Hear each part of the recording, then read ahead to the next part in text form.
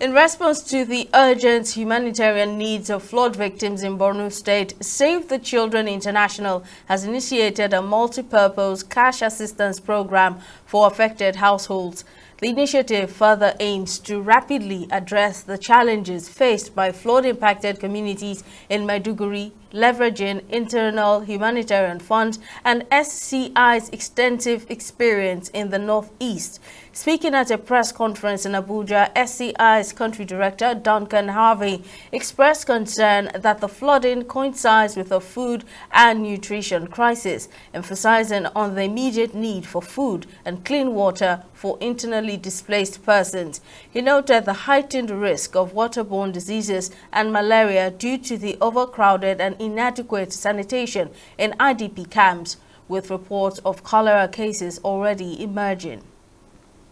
The conditions there are really tough for children in particular.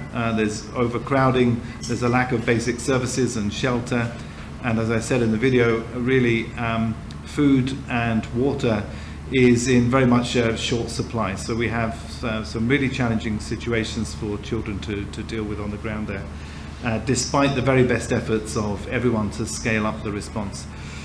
As you can imagine, 300,000 people living in 26 overcrowded camps. As our primary concern at the moment is the short-term needs for food, water, shelter for children and their families living in those situations, as well as supporting children who've been separated from their families.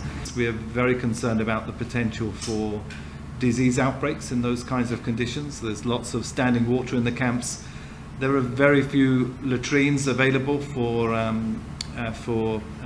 children and families to use, given the very large numbers that those schools and other sites are now accommodating. So you can imagine the situation on the ground. What I saw was overcrowded latrines and a lot of evidence of open defecation where people are having no access to latrines, and therefore, like I say, real risk of disease outbreaks. And we've heard in recent days of the first few cases of acute watery diarrhea and cholera.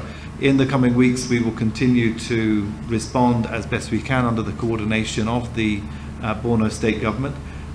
We're working together with the UN, with other international NGOs,